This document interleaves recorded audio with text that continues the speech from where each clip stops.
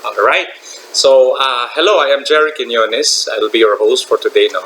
Napaka-interesting ng topic natin na pag-uusapan because it is how we are going to incorporate the Filipino culturality in today's way or style of praise and worship, which is a practice all throughout the Christian churches. So, we are fortunate also today because I have a very, very special guest with me na nasa aking side who is an expert of this subject matter, Dr. Ano. He is currently teaching at the Union Theological Seminary na kung saan ang kanyang mga subjects ay liturgy, Christianity, and constructive theology. No? Nagre-range sa mga ganoon. And in fact, he finished his Master of Divinity in Silliman University, Divinity School. And he also finished his Master of Theology in the University of Edinburgh in Scotland. He also finished his Doctor of Philosophy in Religious Studies in the University of Leeds in England. Alright, so ako rin, I'm so excited to have this one. So, Prof, good afternoon po. Hello, good afternoon. Good afternoon. Thank you for the opportunity. Ang hirap mong ang hirap nyong ma-reach, pero salamat for giving me the opportunity to have this interview with you. Yeah, yun nga po, Prof, no, this radio program, it is actually a sayawe. It's a coined word for sayaw and with Yahweh. No? So actually, ito, ang pinaka-focus nito is that how we are going to transform yung practices ng praise and worship as of today. I think in most churches, dahil nakikita natin, lahat ng pattern naka-westernize kung paano siya maging into the culturality of Filipino. So, kasi generally, lahat halos ng churches, mapa-ecumenical man or mapa-denominational practices ay merong gantong klase ng touch or style yung westernize. Prof, a long time, paano ho na-evolve ang ganitong liturgical form or practice among many Christian churches? Praise and worship? Opo. It's primarily a Western phenomenon.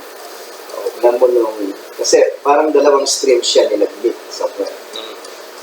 Kasi noong turn of the 20th century, may umusbong na movement yung Pentecostal movement.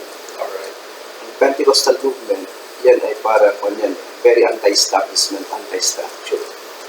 Tapos talagang ang base niya ay sa masa. Pag sinabing anti-structure, Prof, yung mga hierarchies, rigid na forms ng worship, church life, ministry, napaka-centralized, napaka-rigid, napaka-hierarchical. Alright. So maraming na-exclude. So it's not very participatory. Yan yung ganong tipo ng church life, organization, and worship. Siyempre, excluded yung masa. Kaya itong mga Pentecostal, yung sinasabing Pentecostal movement, nagmula sa mga underclass, mga nasa laylayan ng lipunan sa North America. Pero primarily mga black slaves or former black slaves. Okay. So ito yung parang bulto nung nag-gather and started worshiping in a new way. Napaka-spontaneous. Kumbaga, parang wala sa libro ng mga iglesia. Basically, talagang it's from experience. Alam mo na may experience ng mga black slaves. Siyempre, parang mga OFW din natin sa Hong Kong, Dubai, kapag nabigyan ng pagkakataon yan, magsisigaw yan, sasayaw yan. So, talagang sabihin ang gustong sabihin because that's their only moment of freedom. 24/7 yan, nasa workplace eh. Kung hindi pa magandang working condition mo, mahirapan ka. Kaya yun ang release nila. So parang ganun din yung experience ng Pentecostal gathering dito sa Azusa Street, dito sa North America. And that started the Pentecostal movement. So it's like a movement trying to fit ng tao sa mga structures, mga rules, mga rubrics ng political life, ministry, and worship. So there is a social content to it. Minsan may social discontent against the establishment. Pero medyo ang projection is otherworldly. Siyempre, because they're politically powerless, they cannot effect change for their betterment. So, ang ginawa nila is basically parang they're fantasizing for a new world. where they are yung whole as persons. Kasi sa present, medyo, alam mo, slave ka eh. Right. Parang hindi mo ma-realize yung humanity mo. So you have to fantasize. Pardon me for using the word fantasize. You have to basically construct an alternative world. Na kahit hindi realidad, at least, makalaya sila, no? Mapalaya ka sa, at bigyan mo ng isang araw yung sarili mo within 7 days para you will live in an alternative world where you are free and you can fully realize and celebrate your humanity. Kahit na napakakon lang yun, napaka-brief. So, ganun yung Pentecostal movement. And that was during the turn of the 20th century. Lumakas ang movement na yan. And then, sometime during the 60s, 70s, alam mo na, this was Ito yung modern church. Sabihin na natin na also in the Western context, ng 60s and 70s, napakalakas ng cultural mga unrest. Panahon to ng Vietnam War, panahon to ng nuclear arms race, panahon to ng Cold War, panahon to ng kaguluhan sa mundo. May mga social upheavals. So therefore, there were some alternative communities and alternative arts and culture na Moscow. Itong mga arts and culture na to are subversive of establishment. Again, protesting against mainstream society. Kasi ang mainstream society, mahilig, mga war freak yan, mahilig sa gera, puro makaguluhan, hindi maayos sa isang buhay, mas dumadami ang mahirap, pumunti ang mayaman. So they try to build alternative communities into mga communes. Pero at the same time, nagkaroon ng mga parang countercultural na kumusbong na countercultural communities. Dito yung drugs, dito yung rock and roll, dito yung mga psychedelic arts. Including revolution dun sa music forms. At marami sa mga music dito, ng alternative music at protest music. Mahala si Peter, Paul, and Mary. But Peter, Paul, and Mary was actually the bridge. Parang country folk songs, but their content, mga anti-war, mga mga post-oriented yung mga kanta nila, using popular musical forms, art forms. Alright. So ito yung, tapos alam mo, for example, yung Beatles, the Beatles, si Paul McCartney, si John Lennon, saka si George Harrison. Of course, you have to start, no? Pero makita mo dito kasi parang ini-embody nila yung mga different na cultures within that subculture. Si Paul McCartney was very popular commercial ang one niya. Si George Harrison was very parang new age. Parang spirituality ang target. Spirituality siya eh. So, mix tong nila, yung musicality. Siguro naman, si John Lennon was peace advocacy. Napaka-political ng kanta niya. Experimental din yung arts niya. At the same time, very political. Yung say, may political content, protesting the war, and he's involved in the peace movement. While George Harrison retreated into the religious world, seeking for some kind of spirituality. And he found it in some fusion of music na echoing mga Eastern spiritualities at mga And then, but Paul McCartney was more, mainstream commercial. So, makita mo doon, ano? So, hindi ko na-realize yun. ang doon, some turn to political activism. Some of these hippie people from the hippie flower era movement during the 60s turned to religion. Some turned to politics. Some turned simply to just popular culture. Kaya those who turned to religion, some went to Eastern mysticism or New Age spirituality. Some went to the Jesus movement. Jesus People movement. So itong Jesus People movement, they created parang they tried to revive yung evangelical theology using popular cultural art forms. So dito nagsimula, if you talk about mga even before the Hill songs, mga Don Moen. Kasi ito yung sila. Ito yung mga roots nila. Ito yung mga roots nila. And then, pero, yung theology nila is basically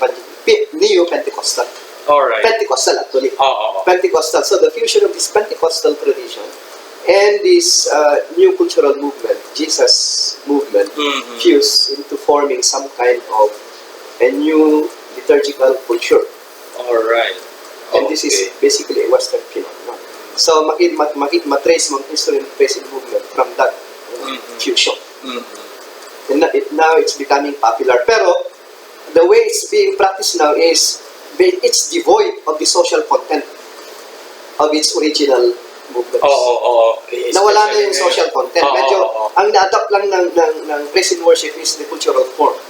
Meaning say, you adapt yung mga popular music like rock and roll, may Christian rock mga pop, mga ballads, mga folk, country songs, dinadala mo. Only the cultural forms, but not the social content. Because the social content are basically anti-establishment. Talagang they're calling for some kind of confrontation with the status quo. Okay. So doon pala siya. May roots siya doon. Okay. So doon siya nagsimula. Sorry for that long. No, actually, all right. Nakakagulat, no? Pero yung pala yung pala yung pinaka-roots niya. Okay. Ang follow-up ko nga dyan, Prof, is that ngayon, di ba, since dito pala nagsimula itong practices na ito, although ngayon, ang nangyayari ngayon, dahil nawala na yung, kumbaga, yung form na lang, ang nakikita ko lang kasi dito, dahil na-adapt din natin ito tayo, bilang mga Pilipino, slowly na degrade yung, I don't know kung if you agree with me, pero slowly na degrade or unti-unting nawawala yung cultural identity natin bilang mga Pinoy pagdating sa musika, kasi nga adapted, westernized siya, style, ang style as in wala ibang-iba doon sa kultura natin. So at sa tingin ko, pwede itong mag-create ng subliminal effect in terms of colonialism. I don't know, pero sa palagay nyo, anong kuro-kuro nyo rito? And if this is the case now, then ito naman ang nangyayari ngayon, paano kaya natin ito transform? Culturally and ideologically, talagang carriers talaga. Itong mga art forms na to, carriers ng ideology ng big corporations, capitalists, at saka ng Western culture. At kailangan to ng mga West-based na big corporations kasi they're selling their products. Now, if they're able to transform you into becoming like some kind of a clone, cultural clone, say you will consume their products. Business. So talagang talagang Trojan horses talaga yan ng interest ng big corporations at the same time imperial societies. So talagang problema talaga yan.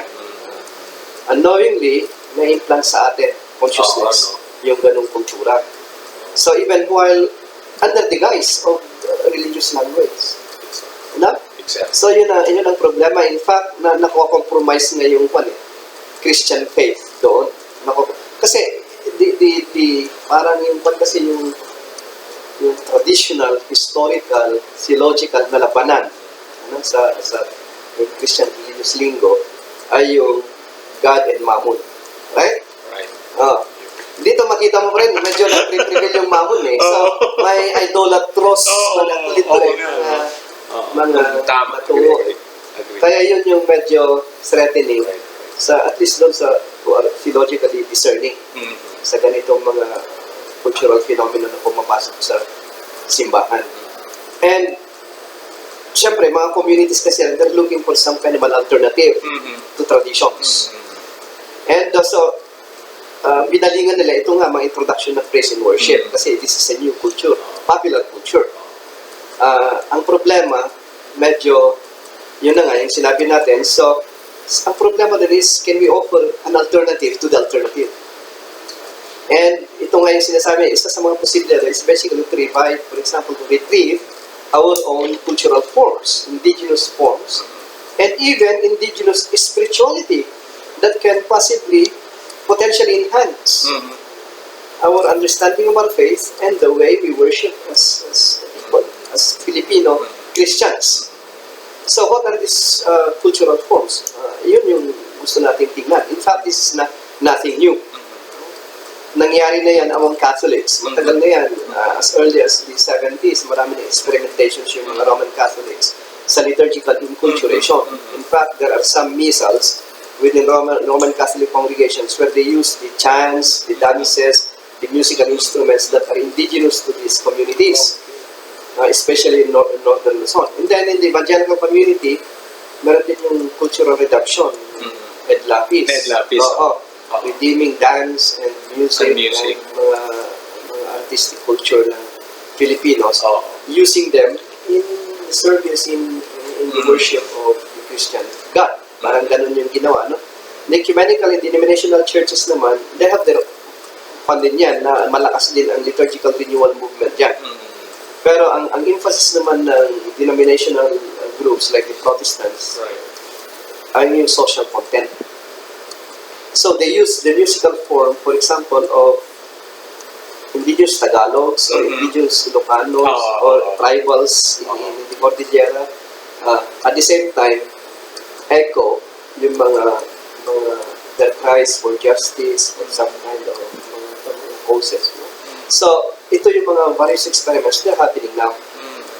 So it's possible. In fact, some are already doing it, or many communities are already doing it. So it's nothing new. Kumbaga siguro malaking Hindi lang siya nagme-mainstream pa. Masyadong marginalized pa mga grupong ito. I think parang parang medyo mahaba-habang proseso ito dahil parang kinoculture, tama ba? Or dati na tong kultura, yun nga sabi mo kanina, nire-revive lang.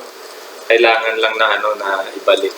Pero yun nga, sa tingin niyo, Prof, can we still redeem our Filipino kind na yung gantong klase ng music culture natin, lalo na yun nga, ang dami-daming sa ngayon, I think mas lamang yung western mga western artist sa tawag nito sa market. Wow naman kasi ang napaka-interesting dito globally kasi talagang while may globalization hindi lang sa economic sphere pati sa cultural sphere, may globalization na.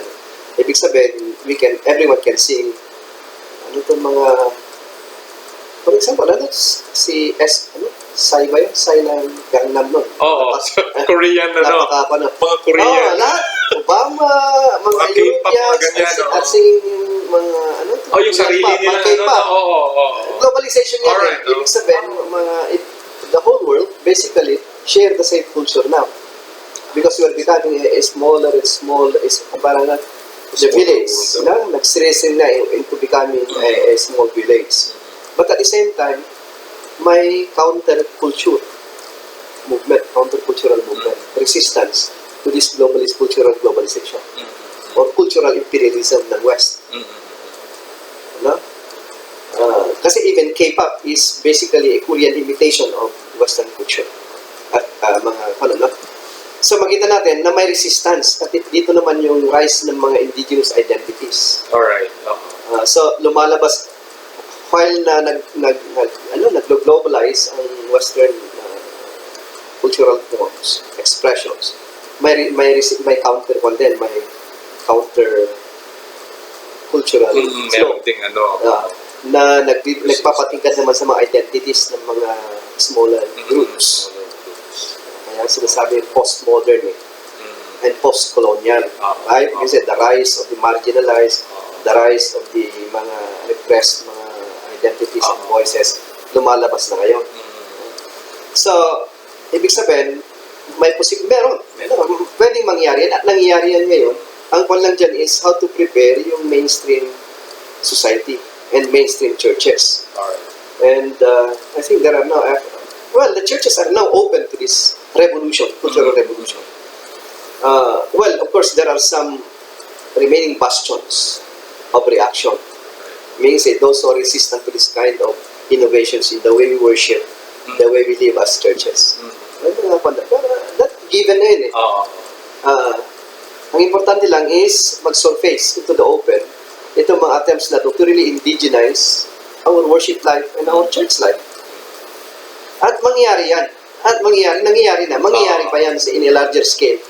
Kaya Wider scale. malaking role no yung Ah. gagampanan dito nung lalo na yung mga music directors sa mga churches. Oo, importante yan. They have to Ah. even the pastor himself dapat kasama siya doon sa advocate siya doon sa If you're a fine artist and you are a well-respected intellectual, for example, Right. maybe you can provide some kind of intellectual, rationale for all the innovations you're introducing. People will respect you. Yun yung kwan eh. Pero if kumbaga may problema ka rin, nag-struggle ka rin as an artist, or you're simply dependent on mga employees, yung the aid of artists, medyo, and then you yourself, maganda pag ikaw mismo artist ka. And then at the same time, pwede kang mag-ask for the assistance of your fellow artists in shaping maybe an alternative form of worship. Okay. Thank you, Prof. Ang dami ko natutunan to. Okay. Anyway, actually, we are about to end, Prof, the program. And before we end this one, any message na you want to leave before we do so on paano natin ma-preserve yung richness ng ating culturality, ng ating mga ancestors until the next generation bilang ikaw na on this field ay you're an expert of this one? Actually, yan ang kwan natin, ay obligasyon natin yan. At task natin yan bilang mga Pilipinong Kristiyano. Show your Filipino-ness. Kasi your Filipino-ness is a gift from God. Gaya ng sinabi ni Ed Lapis to na gift yan sa'yo. Dapat naman, i-celebrate mo yung, gamitin mo yung gift mo. Kasi itago mo, parang walang nangyayari, parang talent siya na nakatago. So, dapat yan, i-stick natin yung, i-surface natin yung, gamitin natin to. And so therefore, let us celebrate our Filipino-ness. Let's try to give it some formal expression. Para naman, hindi lang ito makatulong sa pag-retrieve and pag-celebrate sa ating identity as Filipinos, makatulong din tayo sa church ecumenical. Because this is our primary contribution to the further enhancement of the Christian faith. And for the further cultural development and evolution of the Christian faith. Kasi it's meant to evolve.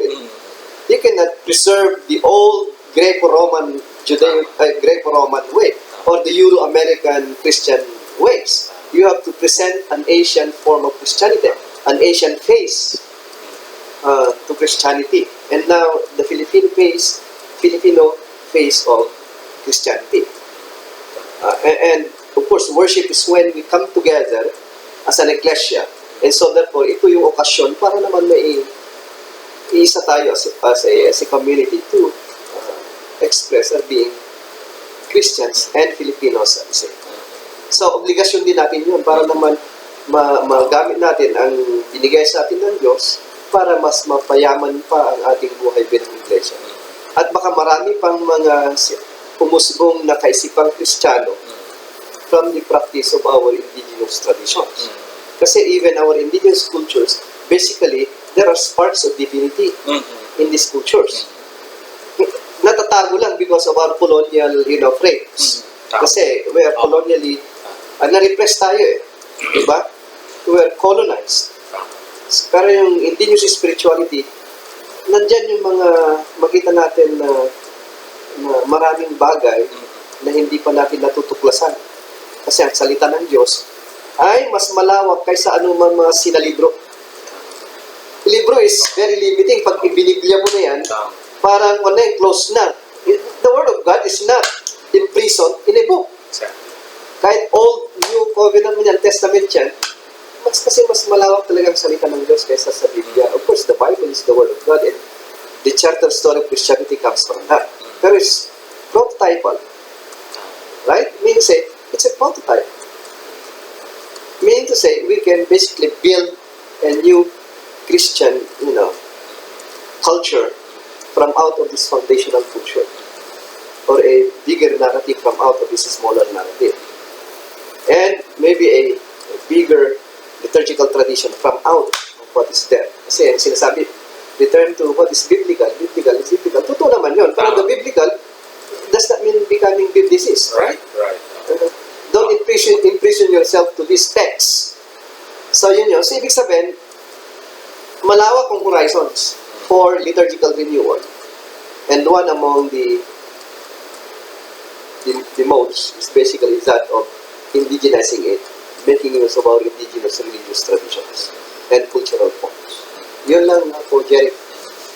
Naku, ang dami kong natutunan, Prof. No? Tama no, na nakuha ko na malaki yung tayo bilang mga Pilipinong Kristiyano, malaki rin yung ating responsibility na tayo rin mismo na dapat gagawin din natin, i-retain din natin no, yung kultura natin. And maraming salamat, Prof. Indeed, it is a great privilege to talk with you. And again, maraming salamat. Si Prof. Ano po ng UTS. Thank you. Jerry, sige.